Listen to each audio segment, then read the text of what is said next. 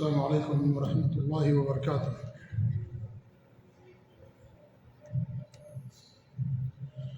الحمد للہ رب العالمین، واشهد ان لا الہ الا اللہ وحدہ لا شریک لہ، واشهد ان محمدا عبدہ ورسولہ، صلوات اللہ وسلامہ علیہ وعلی آلہ وعلی اصحابہ ومن اہتدی بہدیہ واستنى بسنتہ الی یوم الدین، وبعد۔ اللہ تبارک وتعالی فی کتابہ المجید ولکم فی رسول اللہ اسوۃ حسنہ۔ معزز ناظرین و سامعین و مشاہدین، اللہ کے فضل و کرم اور اس کی توفیق سے ہر ہفتہ پیر کے دن عشاء کی نماز کے بعد آپ کی عظیم الشان جامع مسجد میں اللہ کے رسول صلی اللہ علیہ وسلم کی زندگی کے اہم واقعات بیان کیے جاتے ہیں۔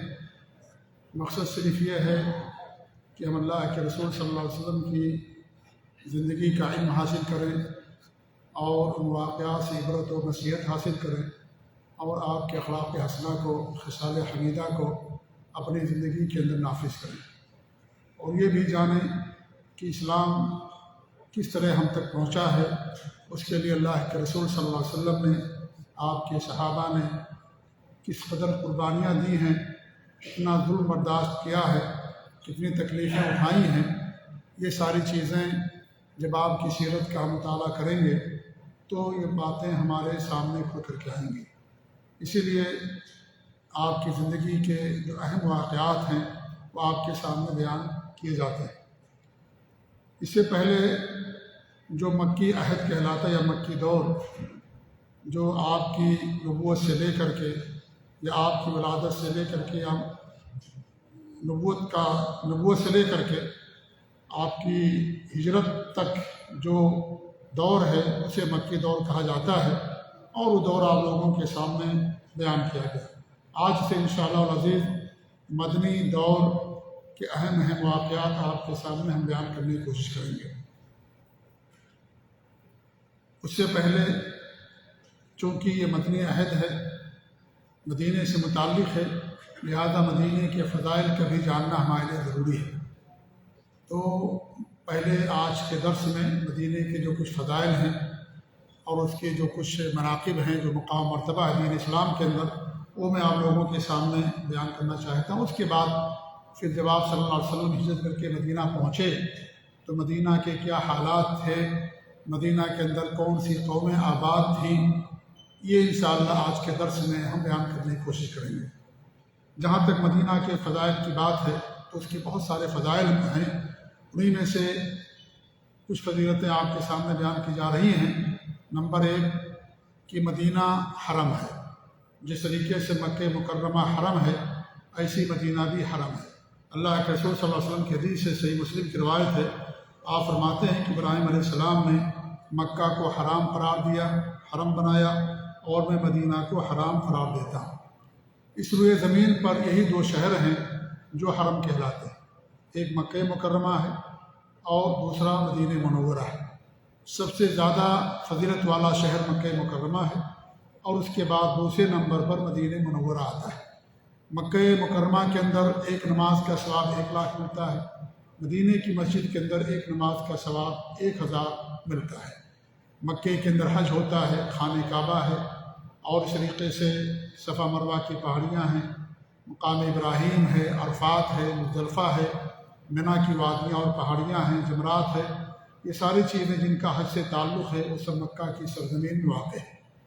تو مدینہ منورہ یہ بھی حرم ہے، جس طریقے سے مکہ مکرمہ حرم ہے۔ نمبر 2، مدینہ میں طاعون کی بیماری کبھی نہیں پھیل سکتی ہے۔ جس طریقے سے مکہ کے اندر نہیں پھیل سکتی، ایسے ہی مدینہ کے اندر بھی طاعون کی بیماری نہیں پھیل سکتی ہے، اور نہ ہی وہاں دجال داخل ہو سکتا ہے۔ اللہ کے رسول صلی اللہ علیہ وسلم فرماتے ہیں مدینہ کے راستوں پر فرشتے معمور ہیں، وہاں نہ طاعون پھیل سکتا ہے اور نہ ہی دجال داخل ہو سکتا ہے۔ اور یہ خصوصیت مکے کو بھی حاصل ہے۔ مکہ اور مدینہ 2 ایسے شہر ہیں جہاں دجال داخل نہیں ہو پائے گا۔ ان دونوں شہروں کے راستوں پہ فرشتے معمور ہیں جو مکہ اور مدینہ کی حفاظت کریں گے اور دجال کو وہاں جانے سے روکیں گے۔ نمبر 3، مدینہ میں آپ صلی اللہ علیہ وسلم کی موت، یعنی مدینہ میں انسان کی موت آپ صلی اللہ علیہ وسلم کی شفاعت کا باعث ہے۔ جس کی وفات اور موت مدینہ کے اندر ہو ایسے شخص کے لیے اللہ کے رسول صلی اللہ علیہ وسلم قیامت کے دن سفارش کریں گے، جیسا کہ اللہ کے رسول صلی اللہ علیہ وسلم کا فرمان ہے اور سنن ترمذی کی حدیث سے صحیح روایت ہے۔ آپ فرماتے ہیں جو شخص مدینے میں مر سکتا ہو اسے ضرور مدینہ میں مرنا چاہیے، کیونکہ جو مدینے میں وفات پائے گا یا مرے گا میں اس کی سفارش کروں گا۔ یہ سنن ترمذی کی صحیح روایت ہے۔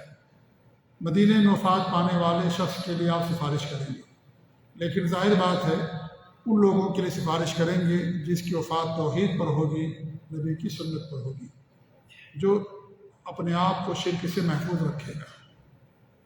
ورنہ مدینے میں ہر مرنے والے کے لیے آپ سفارش نہیں کریں گے۔ مدینے میں منافقین رہا کرتے تھے اللہ کے رسول صلی اللہ علیہ وسلم کے زمانے میں۔ عبداللہ بن ابی بن سلول جس کا ذکر آئے گا، وہ بھی مدینے کے اندر رہتا تھا، منافقوں کا سردار تھا، مدینے ہی میں اس کی وفات ہوئی تھی۔ آپ نے اس کی جنازے کی نماز بھی پڑھائی، اس کی قبر میں بھی داخل ہوئی، اپنا جبہ بھی دے دیا، اپنا لحاف بھی لگایا، لیکن کیا اس کی مغفرت ہوگی؟ کیا وہ جنت کے اندر جائے گا؟ نہیں، بلکہ وہ جہنم کے سب سے نچلے طبقے کے اندر رہے گا۔ اس لیے ایک بات میں بار بار کہتا ہوں، وہ یہ ہے کہ اسلام ایک حدیث کا نام نہیں ہے کہ ہم ایک حدیث کو لے لیں اور کہیں کہ دیکھیے اللہ کے رسول کی حدیث ہے، جو مدینے مرے گا اس کے لیے ہمارے نبی سفارش کریں گے، اور ساری حدیثوں کو ہم چھوڑ دیں۔ یہ اسلام نہیں ہے۔ اسلام آپ کی ساری حدیثوں کے مجموعے کا نام ہے، پورے قرآن کے مجموعے کا نام ہے۔ قرآن کی ایک آیت کا نام اسلام نہیں ہے۔ پورے قرآن سے، پوری حدیثوں سے مسئلہ سمجھ میں آتا ہے۔ تو ایک حدیث کو لے کر کے دوسری حدیثوں کو چھوڑ دینا، یہ جو اہل بدعات ہیں ان کی پہچان ہے۔ تو یہاں جو بتایا گیا ان لوگوں کے لیے آپ سفارش کریں گے جو موحدین میں سے ہوگا۔ اللہ کے رسول صلی اللہ علیہ وسلم کی حدیث ہے، ابو ہریرہ رضی اللہ تعالیٰ عنہ نے ہمارے نبی سے سوال کیا کہ قیامت کے دن آپ کی سفارش کا حقدار کون ہوگا؟ وہ کون خوش نصیب ہوگا جس کی آپ قیامت کے دن سفارش کریں گے؟ تو ہمارے نبی نے فرمایا وہ شخص جس نے خلوص دل سے لا الہ الا اللہ کے اقرار کیا۔ خلوص دل کا مطلب یہ ہے کہ اخلاص کے ساتھ اقرار کیا، کلمے کے تقاضوں کے مطابق عمل بھی کیا، توحید پر قائم رہا، شرک سے محفوظ رہا۔ ایسے شخص کے لیے قیامت کے دن میں سفارش کروں گا، ورنہ آپ مشرکین کے لیے سفارش نہیں کریں گے۔ سفارش کے لیے جو شرطیں ہیں ان شرطوں میں سے ایک شرط یہ ہے کہ جس کے لیے سفارش کی جائے اس سے اللہ کا راضی ہونا، جس کے لیے سفارش کی جائے اس سے اللہ کا راضی ہونا۔ کہ اللہ تعالیٰ مشرکین سے راضی ہوگا؟ کیا اللہ تعالیٰ شرک اور شرک کرنے والوں سے راضی ہوگا؟ نہیں ہوگا۔ اس لیے ان لوگوں کے لیے ہمارے نبی سفارش کریں گے جس کی وفات توحید پر ہوگی، جس نے شرک نہ کیا ہوگا، اور اگر شرک ہو بھی گیا ہو اس سے تو اس نے توبہ کر لیا ہوگا، شرک کو چھوڑ دیا ہوگا۔ جس آدمی کی شرک پر وفات ہوگی ایسے نبی کے لیے ہمارے نبی صلی اللہ علیہ وسلم قیامت کے دن سفارش نہیں کریں گے ایسے شخص کے لیے۔ تو آپ کی حدیث کا مطلب یہ ہے کہ مدینے میں جو وفات پائے گا اور وہ توحید کی حالت میں اس کی وفات ہوئی ہوگی، ایسے شخص کے لیے ہمارے نبی صلی اللہ علیہ وسلم سفارش کریں گے۔ ورنہ آج بھی مدینے کے اندر بہت سارے ملحدین رہتے ہیں، روافض رہتے ہیں، یعنی روافض جو صحابہ کو گالیاں دیتے ہیں اور قرآن میں تحریف کے قائل ہیں، ایسے لوگ آج بھی مدینے کے اندر رہتے ہیں۔ تو اور مدینے مرتے بھی ہیں، وہ مدینے میں مرتے بھی ہیں، وہ مدینے قبرستان میں بقیع کے اندر ان کو دفن بھی کیا جاتا ہے۔ تو کیا وہاں مر جانے کی وجہ سے ایسے لوگوں کے لیے ہمارے نبی سفارش کریں گے؟ قطعاً سفارش نہیں کریں گے۔ سفارش ان لوگوں کے لیے ہوگی جو اہل حق ہوں گے، موحدین ہوں گے، توحید اور سنت پر قائم ہوں گے اور اپنے آپ کو شرک سے بچا کر کے رکھیں گے، ایسے لوگوں کے لیے ہمارے نبی سفارش کریں گے۔ تو حدیث کو یہ نہ سمجھیں کہ بھائی مدینے کے اندر جس کی وفات ہوگی خلاص و جنت کے اندر چلا جائے گا، نہیں۔ خانہ کعبہ کے اندر بھی اگر کسی کی وفات ہو، خانہ کعبہ یقیناً مدینے سے افضل ہے، لیکن وہ توحید پر اگر نہیں تھا، شرک کی حالت میں مرا تو وہ بھی جنت کے اندر نہیں جائے گا۔ ایسے شخص کے لیے ہمارے نبی صلی اللہ علیہ وسلم سفارش نہیں کریں گے۔ تو یہ منہج اور یہ عقیدہ، توحید کی اہمیت ہمیں جاننا چاہیے، شرک کی مذمت جاننا چاہیے کہ شرک کرنے والے کے لیے نہ مغفرت ہے، نہ ایسے شخص کے لیے ہمارے نبی صلی اللہ علیہ وسلم سفارش کریں گے۔ نمبر 4، آخری وقت میں ایمان ساری دنیا سے سمٹ کر کے مدینے میں پناہ لے لے گا، یعنی دنیا کے اندر مسلمان واقع نہیں رہیں گے۔ کہاں رہیں گے؟ صرف مدینے کے اندر رہیں گے۔ اللہ کے رسول صلی اللہ علیہ وسلم کی حدیث ہے، ابو ہریرہ رضی اللہ عنہ اس حدیث کی روایت کرنے والے کہتے ہیں کہ اللہ کے رسول نے فرمایا ایمان مدینہ میں سمٹ کر کے اسی طرح واپس آ جائے گا جس طریقے سانپ اپنے بل میں سمٹ آتا ہے، سانپ اپنے بل میں چلا جاتا ہے، ایسے ہی ایمان مدینے کے اندر سمٹ کر کے چلا آئے گا، اور جو مومنین ہوں گے صرف مدینہ کے اندر رہیں گے۔ اور یہ آخری وقت کی بات ہے، اور پھر جب ان کی بھی وفات ہو جائے گی اور پھر دنیا کے اندر جب کوئی بھی مسلمان اور موحد باقی نہیں رہے گا تب قیامت قائم ہوگی۔ نمبر 5، مدینے میں کسی بدعتی کو پناہ دینا لعنت کا باعث ہے۔ مدینے میں کسی بدعتی کو جو بدعت کرتا ہو، کفر و شرک کرتا ہو، آدمی اسے پناہ دے، اسے اپنے گھر کے اندر رکھے، ایسے آدمی پر اللہ رب العالمین کی لعنت ہوتی ہے۔ اللہ کے رسول صلی اللہ علیہ وسلم کا ارشاد ہے، تیر پہاڑ سے لے کر کے طور پہاڑ تک حرم مدینہ کی حدود ہیں۔ تیر اور ثور یہ دو مدینہ کے پہاڑ ہیں، ان دونوں کے درمیان کی جو آبادیاں ہیں وہ سب حرم کے حدود میں داخل ہیں۔ جو یہاں بدعت ایجاد کرے یا کسی بدعتی کو پناہ دے اس پر اللہ کی، فرشتوں کی اور سارے لوگوں کی لعنت ہوتی ہے، اور اللہ تعالیٰ اس کی کوئی عبادت قبول نہیں فرماتا ہے۔ یہ صحیح بخاری اور صحیح مسلم کی روایت ہے۔ بدعت ایجاد کرنا حرام ہے شریعت کے اندر، اور ایسے لوگوں کے لیے بڑی سخت وعیدیں ہیں۔ ایسے لوگوں کے عمل کو اللہ تعالیٰ قبول نہیں کرتا ہے۔ اہل بدعت کو اللہ کے رسول صلی اللہ علیہ وسلم قیامت کے دن اپنے حوض سے بھگا دیں گے۔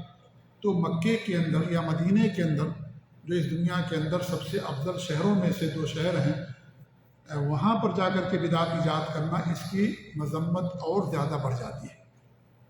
ایک انسان مثال کے طور پر گناہ کرتا ہے کسی ایسی جگہ جس شہر یا ملک کی کوئی فضیلت نہیں ہے، اس پر بھی اسے وعید ہے، گناہ ہے اس کو اور عذاب ہے اس کے لیے۔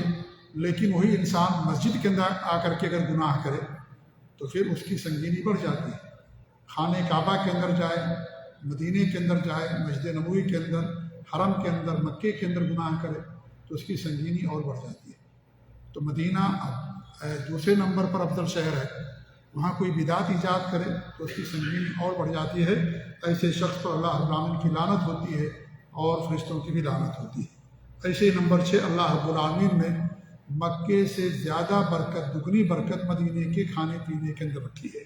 انس بن مالک رضی اللہ عنہ سے روایت ہے کہ اللہ کے رسول نے فرمایا، اے اللہ مدینہ میں مکے سے دگنی برکت رکھ دے، اور اللہ رب العالمین نے آپ کی دعا قبول فرمائی، اس لیے وہاں کے کھانے پینے کی چیزوں میں مکے کے مقابلے میں دگنی برکت اللہ رب العالمین نے رکھی ہے۔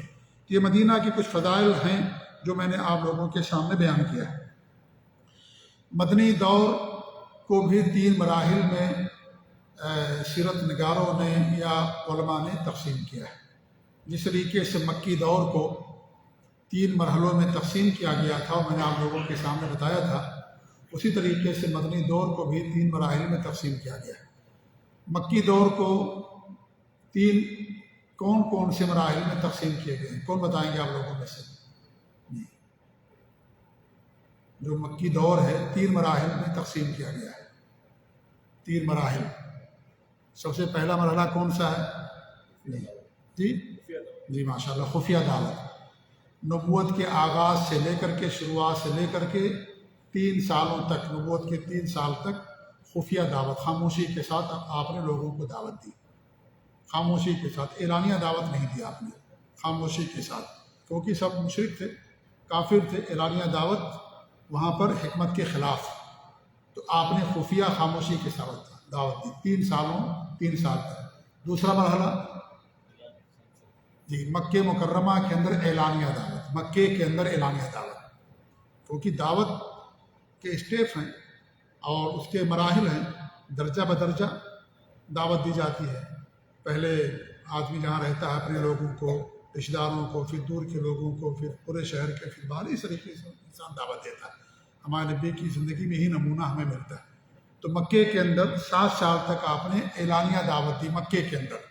3 سال دعوت دینے کے بعد جب کچھ آپ کے ہمنوا ہو گئے، کچھ مسلمان ہو گئے، اور یہ ہوا کہ اب اگر ہم دعوت اعلانیہ دیں گے یہ لوگ ہمارا دفاع کریں گے، تو آپ نے پھر اعلانیہ دعوت دینا شروع کیا اللہ رب العالمین کے حکم کے مطابق۔ اور یہ نبوت کے 10ویں سال تک یہ قائم رہا، پورے 7 سال آپ نے مکے کے اندر اعلانیہ دعوت دی۔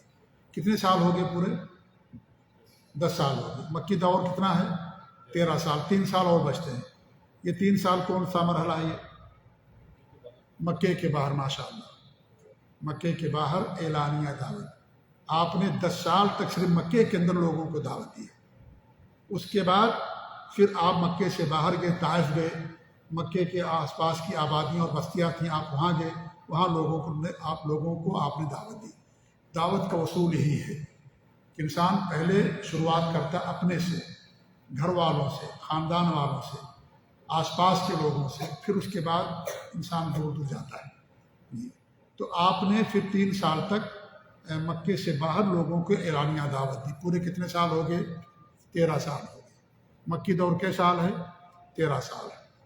اس کے بعد مدنی دور کتنے سال ہے؟ 10 سال ہے۔ اس 10 سال کو بھی علماء نے، سیرت نگاروں نے 3 مراحل پر تقسیم کیا ہے، 3 مرحلوں میں۔ پہلا مرحلہ یہ ہے کہ جس میں فتنے برپا کیے گئے اور جو مدینے کے اندر جو رہنے والے لوگ تھے، مشرکین اور وہاں کے جو یہودی تھے، ان کی طرف سے رکاوٹیں کھڑی کی گئی، فتنے پیدا کیے گئے، اسلام اور مسلمانوں کو بدنام کرنے کی کوشش کی گئی، دعوت کو روکنے کی کوشش کی گئی۔ ایسے ہی جو باہر کے لوگ تھے، دشمنان اسلام، کفار و مشرکین، مدینہ سے باہر جیسے مکہ اور مکہ کے آس پاس کی آبادیاں جو کافر مشرک تھے، ان لوگوں کے نے مدینے کو صفحہ ہستی سے مٹانے کے لیے چڑھائیاں کی، جنگیں کی، مدینے پر حملے کیے۔ یہ مرحلہ 6 سال پر مشتمل ہے۔ پہلے سال سے لے کر کے، ہجرت کے پہلے سال سے لے کر کے صلح حدیبیہ پر جا کر کے یہ مرحلہ ختم ہوتا ہے۔ ان 6 سالوں میں مکہ اور آس پاس کے لوگوں نے کئی بار مدینے پر چڑھائی کی اور حملے کیے، اور مدینے کے اندر جو تھے یہودی اور جو مشرکین تھے، انہوں نے بھی اسلام کو ختم کرنے کی سازشیں کی اور فتنے برپا کیے۔ یہ پہلا مرحلہ ہے۔ دوسرا مرحلہ جو ہے، جس میں غیر مسلموں کے ساتھ ہمارے نبی صلی اللہ علیہ وسلم نے صلح کی، یہ صلح حدیبیہ سے لے کر کے فتح مکہ تک پر یہ دور مشتمل ہے۔ یہ مرحلہ 2 سالوں کے لیے، کل 2 سال۔ صلح حدیبیہ سن 6 ہجری میں ہوئی ہے اور مکہ کا فتح ہوا سن 8 ہجری میں، 2 سال۔ یہ صلح کا سال کہلاتا ہے، 2 سال، جس میں آپ نے غیر مسلموں کے ساتھ معاہدہ کیا کہ ہم آپس میں جنگ نہیں کریں گے، ہم آپس میں جنگ نہیں کریں گے، اور اس کے بدلے میں آپ نے اسلام کو کھل کر کے لوگوں کے سامنے پیش کیا، کیونکہ مکہ والے حملہ کیا کرتے تھے، آپ کو دفاع کرنے میں لگے رہتے تھے۔ جب آپ کو مکہ والوں کی طرف سے، مشرکین کی طرف سے امان مل گیا کہ اب ہمارے درمیان جنگ نہیں ہوگی، تو آپ نے کھل کر کے پوری کوشش کے ساتھ اسلام کی دعوت لوگوں کے درمیان دینا شروع کیا۔ یہ 2 سالوں پر مشتمل ہے۔ اس کے بعد کتنے سال ہو گئے؟ 8 سال۔ 2 سال اور بچتے ہیں۔ یہ 2 سال فتح مکہ سے لے کر کے آپ کی وفات تک۔ آپ کی وفات کب ہوئی ہے؟ ربیع الاول کی 12 تاریخ سن 11 ہجری، سن 11 ہجری ربیع الاول کی 12 تاریخ کو آپ کی وفات ہوئی ہے۔ یہ سن 8 سے لے کر کے فتح مکہ کب ہوا ہے؟ فتح سن 8 ہجری رمضان میں۔ اس کے بعد رمضان کے بعد سے لے کر کے 2 سال چند مہینے بنتے ہیں۔ یہ تیسرا مرحلہ ہے، اور اس مرحلے میں اس کو عام الوفود کہا جاتا ہے۔ عام الوفود کا مطلب یہ ہے کہ ایسا سال جس میں لوگ جوگ در جوگ، ہزاروں ہزار کی تعداد میں لوگ مسلمان ہوتے تھے، اس کو عام الوفود کہا گیا۔ وفد کی شکل میں لوگ آتے تھے، پورا قبیلہ آ گیا، سارے کے سارے مسلمان ہو گئے، ہزار لوگ آتے، 500 کی تعداد میں آتے لوگ، سارے کے سارے مسلمان ہو جاتے، تو اس کو عام الوفود کہا گیا۔ کیوں ایسا ہوا؟ کیونکہ مکہ فتح ہو گیا، اور جو مشرکین تھے وہ دیکھ رہے تھے کہ مکہ کس کے قبضے میں جاتا ہے۔ مکے میں خانہ کعبہ ہے، اللہ تعالیٰ کا گھر، سب سے پہلا گھر جسے اللہ نے بنایا، اس پر غیر مسلموں کا کنٹرول تھا، کفار و مشرکین کا۔ تو جو مکہ والے خود اور مکہ کے آس پاس کی جو آبادیاں، بستیاں تھیں، کفار و مشرکین تھے، وہ دیکھ رہے تھے کہ مکے پر کس کا کنٹرول ہوگا، جس کا کنٹرول ہو جائے گا وہی حق پر ہوگا، لہذا ہم اس کی بات مان لیں گے۔ تو جب مکہ فتح ہو گیا اور آپ نے مکے کو فتح کر لیا، تو سارے کے سارے لوگ جوگ در جوگ اسلام کے اندر داخل ہونے لگے۔ اس کو عام الوفود کہا جاتا ہے۔ جی ہاں، اس لیے آپ دیکھیے 2 سالوں کے اندر مسلمان 1 لاکھ سے زیادہ ہو گئے۔ ہمارے نبی نے جب حج کیا تھا تو آپ کے ساتھ 1,30,000 لوگوں نے حج کیا تھا تقریباً، جی ہاں۔ اور مکہ فتح کرنے تک مسلمانوں کی تعداد بہت کم تھی، بہت زیادہ نہیں تھی، ہمیں 10-15 ہزار رہے ہوں گے زیادہ سے زیادہ، لیکن مکہ فتح ہو گیا۔ 2 سال کے اندر جب آپ نے آخری حج کیا تو آپ کے ساتھ 1,30,000 لوگوں نے حج کیا۔ آپ دیکھیں کتنی تیزی کے ساتھ فتح مکہ کے بعد اسلام پھیلنا شروع ہو گیا۔ تو یہ تیسرا مرحلہ ہے آپ کی زندگی کا، جسے عام الوفود کہا جاتا ہے، کہ وفد کی شکل میں لوگ مدینہ آتے تھے اور اس طریقے سے مسلمان ہو جاتے تھے۔ جب آپ صلی اللہ علیہ وسلم ہجرت کر کے مدینہ پہنچے تو جو مدینہ کے حالات تھے کچھ اس طریقے سے تھے۔ سب سے پہلی بات تو یہ ہے کہ مدینہ پہنچنے کے بعد مسلمان جب وہاں پہنچے تو مختلف بیماریوں میں وہ گھر گئے، مختلف امراض نے ان کو پکڑ لیا، بخار اور اس طریقے دیگر بیماریاں۔ تو اللہ کے رسول صلی اللہ علیہ وسلم نے اللہ تعالیٰ سے دعا فرمائی تو اللہ رب العالمین نے آپ کی دعا سن لی اور مسلمان بیماریوں سے راحت پا گئے اور مدینہ ان کی نظر میں محبوب ہو گیا۔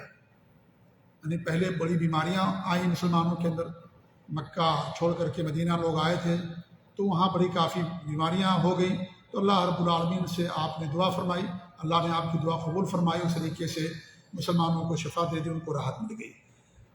مدینہ میں اس وقت 3 طرح کے لوگ تھے۔ پہلے کون تھے؟ نمبر 1 آپ کے جانثار صحابہ کرام، جس میں انصار تھے اور مہاجرین تھے۔ مہاجرین کچھ مکہ کے تھے اور کچھ مکہ کے آس پاس کی آبادیوں سے جو مسلمان ہوئے تھے وہ آ گئے تھے، اکثر مکہ والے تھے۔ اور انصار کون تھے؟ مدینہ کے رہنے والے 2 قبیلے اوس اور خزرج، انہوں نے جو اسلام قبول کیا ان کو انصار کہا جاتا ہے، کیونکہ انہوں نے مدد کی تھی مہاجرین کی، اللہ کے رسول صلی اللہ علیہ وسلم کی اور دین اسلام کی، اس لیے ان کو انصار کہا گیا۔ اور مہاجرین ان کو کہا گیا جو اپنا گھر بار چھوڑ کر کے مدینہ آ کر کے جو آباد ہوئے، ان کو مہاجرین کہا جاتا ہے۔ حالانکہ مہاجرین بھی انصار تھے، انصار کے معنی ہوتے مدد کرنے والے، انہوں نے بھی مدد کی تھی اللہ کے رسول کی، دین کی، مہاجرین نے، بلکہ انصار سے زیادہ مہاجرین نے اللہ کے دین کی مدد کی تھی، ہمارے نبی کی مدد کی تھی۔ لیکن یہ صفت انصار پر غالب آ گیا، کیونکہ انہوں نے مہاجرین کو جگہ دی اور اپنا گھر بھی دیا، تجارت کے اندر شریک کیا، منافع میں شریک کیا، تو اس لیے صفت ان پر غالب آ گئی۔ ورنہ اللہ رب العالمین نے قرآن میں مہاجرین کو بھی انصار کہا ہے کہ انہوں نے بھی اللہ کی مدد کی تھی، لیکن چونکہ یہ صفت زیادہ، ہجرت کی صفت، یہ لقب زیادہ فضیلت والا ہے، اس لیے مہاجرین کا لقب ان پر غالب آ گیا، اور انصار نے چونکہ ہجرت نہیں کی تھی، انہوں نے مدد کی تھی، اس لیے یہ لقب ان پر غالب آ گیا۔ اور ہجرت کر کے جب آپ مکہ سے مدینہ پہنچے تب یہ اصطلاح بنی، اور اس سے پہلے کے درس میں نے بتایا تھا کہ اصطلاح ضرورت کی پیداوار ہوتی ہے، ضرورت کی بنا پر اصطلاح قائم ہوتی ہے۔ مکے کے اندر انصار اور مہاجرین کی اصطلاح نہیں تھی، یہ اصطلاح کہاں پر قائم ہوئی؟ مدینے کے اندر آ کر کے قائم ہوئی۔ ایک اور اصطلاح مدینے کے اندر قائم ہوئی تھی منافقین کی۔ منافقین مکے کے اندر نہیں تھے۔ منافقین کنہیں کہا جاتا ہے؟ جو ظاہر میں اسلام قبول کرے اندر سے کافر رہے، جیسے عبداللہ بن ابی بن سلول تھا۔ یہ اصطلاح مکے کے اندر نہیں تھی، کیونکہ مکے کے اندر کفر کو غلبہ حاصل تھا، مسلمان مظلوم تھے، پیچھے تھے، چھپ کر کے اسلام قبول کرتے تھے اور اسلام پر عمل کرتے تھے، وہاں کفر کو چھپانے کی ضرورت نہیں تھی۔ لیکن مدینے کے اندر جب اسلام کو غلبہ ملا تو وہاں پر کفار کفر کو کھلے عام نہیں کر سکتے تھے، اس لیے انہوں نے نفاق کا راستے کو اپنایا، تو منافقین کی اصطلاح مدینے کے اندر پڑی۔ تو جو اصطلاح ہوتی ہے ضرورت کی پیداوار ہوتی ہے، ضرورت کے مطابق اصطلاح وجود میں آتے ہیں، اس لیے اگر اصطلاح ہوتی ہے تو اس اصطلاح کو استعمال کرنا غلط نہیں کہلاتا۔ جیسے کہتے ہیں سلفی، اہل حدیث، تو یہ اہل سنت والجماعت، تو یہ سب ضرورت کی پیداوار ہے۔ لوگ بدعت، مسلمانوں کے اندر بدعت پھیلتی گئی اور نئی نئی جماعتیں پیدا ہوتی گئیں، تو ان سے اپنے آپ کو الگ کرنے کے لیے نئی نئی اصطلاح قائم ہوئی۔ تو یہ جو اصطلاح ہے ضرورت کے تحت ہوتی ہے، اور جب ضرورت ختم ہو جائے گی تو اصطلاح بھی ختم ہو جائے گی۔ اس سے پہلے میں بتا چکا ہوں کہ جب ہستے مہدی علیہ السلام آئیں گے تو کوئی اصطلاح نہیں رہے گی، سب کے سب موحدین ہوں گے، سلف صالحین اور صحابہ تابعین، تبع تابعین کے عقیدے اور منہج پر ہوں گے، وہاں کوئی اصطلاح جو آج رائج ہے کوئی اصطلاح نہیں رہے گی۔ جی ہاں، تو ضرورت کے تحت اصطلاح ہوتی ہے۔ تو یہ اصطلاح کو استعمال کرنے میں اس میں کوئی فرقہ واریت نہیں ہے، نہ اس کے اندر کوئی تعصب ہے، نہ یہ چیز ناجائز حرام ہے، بلکہ ضرورت کے تحت اس طرح کے اصطلاحات دنیا کے اندر عام ہوتی ہیں، اسے استعمال کیا جاتا ہے۔ تو پہلے جو لوگ تھے وہ مدینہ کے اندر جو آپ کے صحابہ تھے، انصار اور مہاجرین۔ نمبر 2، مدینہ کے وہ لوگ جو ابھی تک اسلام قبول نہیں کیے تھے، یعنی کفار و مشرکین۔ ان میں سر فہرست عبداللہ بن ابی بن سلول تھا۔ یہ وہ شخص ہے جسے مدینہ کی سربراہی ملنے والی تھی، لیکن آپ کے آنے کی وجہ سے اسے مدینہ کی سربراہی نہیں ملی، اور اسے احساس ہو گیا کہ آپ صلی اللہ علیہ وسلم کے آنے کی وجہ سے ہماری بادشاہت ختم ہوئی ہے۔ اس لیے اس نے اپنے دل میں اللہ کے رسول صلی اللہ علیہ وسلم کے خلاف سخت عداوت کرنے لگا، اور آپ کے لیے رکاوٹیں کھڑی کرنے لگا، اور آپ کو نیچا دکھانے کی اور ذلیل کرنے کی ہر ممکن کوشش کرتا رہا۔ اور جنگ بدر کے بعد اس نے جب دیکھا کہ حالات ہمارے موافق نہیں ہیں تو اس نے کیا کیا، بظاہر اسلام قبول کر لیا، لیکن اب بھی در پردہ وہ کافر ہی تھا اور اللہ کے رسول کے خلاف سازشیں کرتا تھا، یہاں تک کہ وہ مر گیا۔ ایسے لوگوں کو منافق کہا جاتا ہے، اور سب سے کا سردار یہی تھا، عبداللہ بن ابی بن سلول۔ اور کچھ اس کے ساتھ بھی لوگ تھے جنہیں یہ معلوم تھا کہ جب یہ سردار بنے گا تو ہمیں کچھ منصب ملے گا، کچھ ہمیں بھی وزارتیں ملیں گی، کچھ ہمیں بھی بڑا کام ملے گا مدینہ کے اندر۔ تو ایسے کچھ اس کے ساتھ بھی لوگ تھے جنہیں منافقین کہا جاتا ہے۔ تو یہ دوسرا، یعنی جو مدینہ کے جو مشرک لوگ تھے، کافر جو مسلمان نہیں ہوئے تھے۔ نمبر 3، مدینہ کے اندر تیسری جو آبادی تھی یہودیوں کی تھی۔ یہودی دراصل عبرانی تھے، اور یہ رومی ظلم سے تنگ آ کر کے، جب ان پر ظلم کیا گیا یہودیوں پر نصرانیوں کی طرف سے، تو تنگ آ کر کے وہاں سے مدینہ آباد ہو گئے تھے، اور ایک لمبے عرصہ رہنے کی وجہ سے یہ عربی رنگ میں رکھ گئے تھے، اور یہاں تک کہ ان کے نام بھی عربی ہو گئے تھے، اور وہ عربوں کے ساتھ ان کا رشتہ بھی ہو گیا تھا، شادی بیاہ وغیرہ ساری چیزیں لوگ آپس میں کرنے لگے تھے۔ اس کے باوجود وہ عربوں کو بہت حقیر جانتے تھے، انہیں امی کہتے تھے۔ امی کے معنی ہوتے ان پڑھ، بدو اور جاہل۔ تو یہ چونکہ پڑھی لکھی قوم تھی، اہل کتاب تھی یہودی، ان کے پاس تورات کا علم تھا، تو یہ عربوں کو امی کہا کرتے تھے۔ عربوں کا مال اپنے لیے حلال سمجھتے تھے۔ مدینے میں غلہ جو ہوتا تھا، کھجور ہوتی تھی، شراب ہوتی تھی، کپڑے کی تجارت ہوتی، سب انہی کے پاس ہوا کرتی تھی، کیونکہ دولت کمانے میں بڑے ماہر تھے۔ اور جب سے یہ آئے ہیں، سمجھ لیجیے ان کا وجود ہوا تب سے آج تک، آج بھی دیکھیے پوری دنیا کی دولت انہی یہودیوں کے ہاتھ میں، بلکہ پوری سیاست انہی کے ہاتھ میں۔ چند یہودی ہیں جو پوری دنیا کو چلاتے ہیں، جن کے پاس پوری دنیا کا سرمایہ ہے، اس لیے بڑی بڑی طاقتیں بھی ان کے خلاف کچھ نہیں کر سکتی، کیونکہ پوری دنیا کی دولت کا سرمایہ انہی یہودیوں کے تقریباً 7 یا 5 ہیں کہ انہی کے ہاتھ میں پوری دنیا کی دولت ہے، اور وہی سب فیصلے کرتے ہیں، اسی کے مطابق سمجھ لیجیے عام طور پر جو ہے فیصلہ ہوتا ہے، اللہ ماشاء اللہ۔ بہرحال تو یہ ہمیشہ سے یہ لوگ چالاک اور شاطر رہے ہیں، اور دولت ہمیشہ سے انہی کے ہاتھوں میں رہی ہے، اور ہمیشہ یہ ماہر ہوا کرتے تھے۔ تو بہرحال یہ لوگ کیا کرتے تھے، عربوں کو سود پر پیسے دیا کرتے تھے، رقمیں دیا کرتے تھے، اور جب عرب واپس نہیں کر پاتے تو ان کی زمینوں اور جائیدادوں پر قبضے کر لیتے تھے، ان کے مالک بن جایا کرتے تھے۔ ان کے 3 بڑے قبیلے تھے، ایک بنو قینقاع، ایک بنو نذیر، اور تیسرا بنو قریظہ۔ ان سب کا ذکر آئے گا آگے، اس لیے میں بیان کر رہا ہوں۔ بنو قینقاع کا ذکر آئے گا، بنو نذیر کا اور بنو قریظہ کا، کیونکہ ہمارے نبی نے ان سے جنگیں لڑی ہیں، ان سارے قبیلوں سے۔ تو یہ تیسرے لوگ تھے جو یہودی، یہ اسلام کو بغض و دعوت کی نظر سے دیکھتے تھے، کیونکہ اللہ کے رسول صلی اللہ علیہ وسلم ان کی نسل میں سے نہیں تھے۔ یہ پہلے تو کہتے تھے کہ جب اللہ کے رسول پیدا ہوں گے تو ہم مسلمان ہو جائیں گے، اور عربوں سے کہتے تھے کہ ہم ان کے ساتھ مل کر کے تم سے جنگ لڑیں گے۔ لیکن جب اللہ کے رسول صلی اللہ علیہ وسلم کو اللہ رب العالمین نے نبوت سرفراز کیا تو یہ آپ کے دشمن ہو گئے، کیونکہ ان کی یہ سوچ تھی کہ جو نبی ہوگا ہمارے خاندان میں سے ہوگا، بنو اسرائیل میں سے ہوگا۔ لیکن اللہ رب العالمین نے آپ کو کس میں سے پیدا کیا؟ بنو اسماعیل میں سے۔ حضرت ابراہیم کی 2 اولاد تھی، اسحاق اور اسماعیل۔ اسحاق سے سارے اہل کتاب ہوئے، اسرائیل، بنو اسرائیل، اور اسماعیل علیہ السلام جو حضرت ہاجر سے تھے، اور اسحاق کس سے تھے؟ حضرت سارہ سے تھے۔ تو حضرت اسماعیل کی اولاد میں سے صرف یہی تھے جن کو اللہ رب العالمین نے نبوت سے سرفراز فرمایا، اور کوئی نبی نہیں پیدا ہوا بنو اسماعیل میں سے، جبکہ اسحاق کی اولاد میں سے اکثر نبی پیدا ہوئے۔ تو ان کا یہ گمان تھا کہ جو آخری نبی ہوگا، جس کی بشارت تورات کے اندر، انجیل کے اندر دی گئی ہے، وہ ہمارے خاندان میں سے ہوگا، بنو اسرائیل میں سے ہوگا۔ لیکن جب اللہ کے رسول صلی اللہ علیہ وسلم بنو اسماعیل میں سے ہوئے تو سب آپ کے دشمن ہو گئے اور آپ کی نبوت پر وہ ایمان نہیں لائے۔ تو یہ آپ صلی اللہ علیہ وسلم سے عداوت کرنے لگے۔ یہ کون؟ یہودی۔ ایک واقعہ میں آپ کے سامنے بیان کروں کہ ان میں سے ایک عالم تھے عبداللہ بن سلام، بڑے یہودی عالم تھے، بہت بڑے عالم تھے۔ یہ بعد میں اسلام لے آئے۔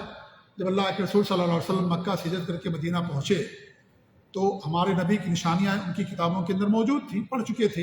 ہمارے نبی کے پاس گئے اور ان سے جا کر کے 3 سوالات کیا، اور 3 سوالات ایسے کیے جس کا جواب نبی کے پاس کے علاوہ کوئی اور نہیں دے سکتا۔ تو اس نے 3 سوالات کیے۔ پہلا سوال اس کا یہ تھا کہ سب سے پہلی قیامت کی کون سی نشانی ہوگی، اس کے بعد پھر قیامت قائم ہو جائے گی۔ دوسرا سوال یہ تھا کہ جنتی جنت کے اندر جائیں گے، سب سے پہلا کھانا ان کو کون سا ملے گا، یہ دوسرا سوال تھا۔ تیسرا سوال یہ تھا کہ جو اولاد ہوتی، بچے پیدا ہوتے ہیں، کبھی وہ اپنے ماموں اور اپنی والدہ کی شکل پر جاتے ہیں، کبھی اپنے والد اور چچا اور دادا کی شکل پہ جاتے ہیں، ایسا کیوں ہوتا ہے؟ یہ 3 سوالات اس نے کیے تھے۔ ہمارے نبی صلی اللہ علیہ وسلم نے تینوں سوالوں کا جواب دے دیا۔ جب جواب آپ نے دے دیا تو انہوں نے فوراً کلمہ پڑھ لیا، مسلمان ہو گئے۔ اور کیا جواب دیا؟ صحیح بخاری کی حدیث ہے جو میں آپ کے سامنے پیش کر رہا ہوں۔ ہمارے نبی نے فرمایا کہ قیامت سے پہلے جو نشانی ہوگی وہ کون سی ہوگی کہ ایک آگ مشرق سے آئے گی اور سب لوگوں کو ہاکے گی، اکٹھا کرے گی۔ ایک آگ پوری قیامت کی نشانیوں میں سے ہے۔ اس کے بعد پھر قیامت قائم ہو جائے گی، ٹھیک ہے۔ اور جو جنتی سب سے پہلے ان کو جو کھانا دیا جائے گا، جو مچھلی ہوتی ہے، مچھلی کی جو کلیجی ہوتی ہے، اس کلیجی کے اندر ایک چھوٹا سا ٹکڑا زیادہ ہوتا ہے، بڑا لذیذ ہوتا ہے، اس سے ان کی ضیافت کی جائے گی اور وہ سب سے پہلا کھانا ان کو دیا جائے گا۔ مچھلی کی جو کلیجی ہوتی ہے، کلیجی دیکھیے وہاں پر چھوٹا سا ٹکڑا رہتا ہے، وہ کھایا جاتا ہے، لذیذ ہوتا ہے، وہ ٹکڑا جو ہے جنتیوں کو اس کا کھانا دیا جائے گا۔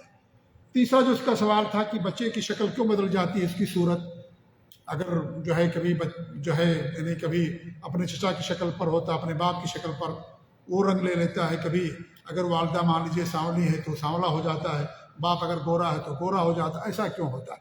تو ہمارے نبی نے فرمایا کہ جب مرد کا جو منی ہے پانی، اگر وہ عورت کے پانی پر غالب آ جاتا ہے تو پھر اسے باپ اور باپ کا جو خاندان ہے وہ شکل بچے کو ملتی ہے۔ اور جب عورت کی منی اپنے اس کے شوہر کی منی پر غالب آ جاتی ہے تو عورت اور اس کے گھر والے، خاندان والے، ماموں یعنی اس کے جو بھائی وغیرہ، وہ جو شکل اس کو بچے کو ملتی ہے۔ تو جب ہمارے نبی نے جواب دیا، صحیح بخاری کی حدیث ہے، تو فوراً انہوں نے اسلام قبول کر لیا۔ اس کے بعد کیا کہا انہوں نے؟ کہا کہ دیکھیے جو یہودی ہیں بہت ہی بہتان باز قوم ہے، فوراً بہتان لگانا شروع کر دیں گے۔ اس لیے کیا نام ہے، آپ اگر انہیں میرے اسلام آنے کے بارے میں معلوم ہو گیا تو میرے اوپر بہت زیادہ بہتان باندھیں گے۔ تو آپ نے یہودیوں کو بلایا اور عبداللہ بن سلام کو گھر میں چھپا دیا اور کہنے لگے عبداللہ بن سلام آپ صلی اللہ علیہ وسلم یہودیوں سے کہ عبداللہ بن سلام کیسے ہیں؟ کہ بہت اچھے انسان ہیں، بہت بڑے عالم ہیں، بہت بڑے عالم کے بیٹے ہیں، وہ ہم میں سب سے افضل ہیں، یہ بہت افضل انسان ہے۔ تو عبداللہ بن سلام رضی اللہ تعالیٰ عنہ جو یہودی عالم تھے گھر سے باہر نکلے، اور بلکہ ہمارے نبی نے کہا کہ اگر میں یہ کہوں کہ انہوں نے اسلام قبول کر لیا، کہا کہ نہیں، اللہ تعالیٰ ان کو محفوظ رکھے، اسلام نہیں قبول کریں گے، اللہ ان کی حفاظ کرے، معاذ اللہ، اللہ کی پناہ چاہتے ہیں۔ تو عبداللہ بن سلام نکلے گھر سے اور کہا کہ میں کلمہ پڑھتا ہوں، مسلمان ہوگا۔ تو پھر انہوں نے برا بھلا کہنا شروع کیا، ہم میں سب سے برا انسان ہے، سب سے برے باپ کا بیٹا ہے، سب سے برا انسان کہنا شروع کر دیا۔ تو عبداللہ بن سلام نے ان کو دعوت دی، کہا کہ اے یہودیو، اللہ تعالیٰ سے ڈرو، اللہ کا خوف کھاؤ۔ اللہ رب العالمین نے تمہاری کتاب تورات کے اندر اس نبی کی پیشینگوئیاں بیان کی ہیں، نشانیاں بیان کی ہیں، اور ساری نشانیاں ان کے اندر پائی جاتی ہیں، لہٰذا تم اسلام قبول کرو، تعصب کو چھوڑو۔ انہوں نے ان کو دعوت دی، اس کے بعد سارے یہودی وہاں سے چلے گئے۔ تو آپ اندازہ لگائیں کہ یہودی کس طریقے سے ہمارے نبی صلی اللہ علیہ وسلم سے نفرت رکھتے تھے، بغض و عداوت رکھتے تھے، جانتے تھے کہ یہ سچے نبی ہیں، لیکن ان کے خاندان میں نہ ہونے کی وجہ سے ہمارے نبی صلی اللہ علیہ وسلم پر یہ ایمان نہیں لائے۔ بہرحال یہ مدینہ کے اندر کے حالات تھے۔ جو مدینہ سے باہر جو مسلمانوں کے جو دشمن تھے، وہ سب سے زیادہ جو دشمنی جنہوں نے کی تھی مکہ والے تھے، قریش کے لوگ تھے یا مکے والے تھے، اور جو لوگ تھے وہ بھی سب کے طرف دشمن تھے، لیکن مکہ والے سب سے زیادہ دشمنی میں کردار ادا کرتے تھے، چونکہ مکے والوں کو دینی سیادت اور سرداری حاصل تھی، مکہ ان کے کنٹرول میں تھا، اس لیے انہوں نے جزیرۃ العرب کے تمام مشرکین کو اور کفار کو بھڑکا کر کے مدینہ کا مکمل بائیکاٹ کرا دیا تھا انہوں نے۔ جب وہ لوگوں نے دیکھا کہ مسلمان مکے سے بھاگ کر کے مدینہ چلے گئے اور ایک وہاں پر ایک سلطنت یا ایک حکومت اور ایک ریاست اسلامی وجود میں آ رہی ہے اور ان کو ایک طاقت وہاں پر پنپ رہی ہے، تو انہوں نے اپنی طاقت کا استعمال کر کے جو بھی مشرکین تھے، کفار تھے مکہ اور اس کے آس پاس، ان سب لوگوں سے مدینہ کا بائیکاٹ کروایا تھا انہوں نے، اور تکلیفیں پہنچاتے تھے، کیونکہ مکے پر انہیں کا کنٹرول تھا، لوگ ان کی باتوں کو سنتے تھے، اور یہ مدینہ کی جو اسلامی ریاست تھی، نئی ریاست تھی، اس لیے ان لوگوں نے باقاعدہ ان کا بائیکاٹ کروایا۔ لیکن یہ بھی حقیقت ہے کہ اللہ رب العالمین نے مکہ کے مشرکین ہی کے ذریعے سے اسلام کو قوت عطا فرمائی۔ یہ جتنا زیادہ دشمنی میں بڑھے ہوئے تھے، جب اللہ نے ان کو اسلام کی ہدایت دی تو سب سے زیادہ اسلام کے لیے قربانیاں بھی انہوں نے دی، اور یہ اللہ رب العالمین نے قرآن کریم کے درمیان فرمایا ہے وَلَا تَسْتَوِي الْحَسَنَةُ وَلَا السَّيِّئَةُ، بدی اور نیکی برابر نہیں ہو سکتی۔ ادفع باللتی ہی احسن، بدی کو نیکی سے دور کرو، فَإِذَا الَّذِي بَيْنَكَ وَبَيْنَهُ عَدَاوَةٌ كَأَنَّهُ وَلِيٌّ حَمِيمٌ، جو وہ شخص جس کا اور اس کے اور تمہارے درمیان عداوت ہے، اگر آپ اس کی بدی کو نیکی سے دور کریں گے، برائی کا جواب نیکی اور اچھائی سے جواب دیں گے، تو اللہ فرماتا ہے فَإِذَا الَّذِي بَيْنَكَ وَبَيْنَهُ عَدَاوَةٌ كَأَنَّهُ وَلِيٌّ حَمِيمٌ، وہ آپ کا گہرا دوست ہو جائے گا، گہرا دوست۔ اگر آپ برائی کا جواب نیکی سے دیں گے تو آپ کا گہرا دوست ہو جائے گا۔ ہمارے نبی نے یہی کیا، مکے والوں کا جواب آپ نے نیکی سے دیا، اس نے اخلاق سے دیا، اور اس طریقے سے آپ نے اچھائی سے جواب دیا، تو مکے والے جو آپ کے جانی دشمن تھے وہی آپ کے جانی دوست ہو گئے، اور انہی مکہ والوں کے ذریعے سے اسلام کو طاقت ملی۔ وہی سب لوگ تھے جنہوں نے اسلام کے مشرعات، مکہ کی مدینہ کے بھی لوگ تھے جو انصار تھے، ان کی بھی قربانیاں بہت ہی زیادہ ہیں، لیکن مہاجرین کی قربانیاں ان سے کہیں زیادہ، سب کے سب صحابہ ہیں، سب جنت کے بالا خانے میں ہیں، سارے تمام صحابہ کرام، لیکن یہ ہے کہ کسی قربانیاں زیادہ، کسی قربانیاں کچھ کم ہیں۔ تو اللہ رب العالمین نے مکہ کے جو مشرکین تھے، جو آپ کے جانی دشمن تھے، وہ آپ کے جانی دوست ہو گئے، اور ان کے ذریعے سے اللہ رب العالمین نے اسلام کو دنیا کے اندر غالب کیا، اور جو مدینہ کے صحابہ تھے انصار، ان کے ذریعے سے غالب کیا۔ یہ سب حالات تھے جب آپ مکہ مکرمہ چھوڑ کر کے مدینہ پہنچے۔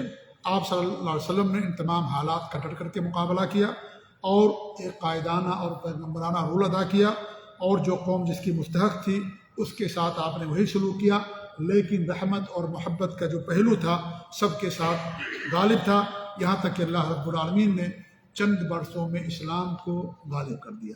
یہ مدینہ کے حالات تھے جو آپ کے سامنے ہم نے بیان کیے۔ آنے والے درس میں انشاءاللہ مدینہ پہنچنے کے بعد آپ نے جو نمایاں اعمال انجام دیے، جو بڑے بڑے اعمال کیے، ان کو انشاءاللہ وہاں سے درس کی شروعات کریں گے۔ اللہ تعالیٰ سے دعا کہ اللہ رب العالمین ہمیں اپنے نبی صلی اللہ علیہ وسلم کی سیرت پر عمل کرنے کی توفیق دے، آپ کے اخلاق حسنہ کو اپنانے کی توفیق نصیب فرمائے۔ آمین۔ وصلی اللہ علی محمد وعلی آلہ وصحبہ اجمعین۔ جزاکم اللہ خیر، والسلام علیکم ورحمۃ اللہ وبرکاتہ۔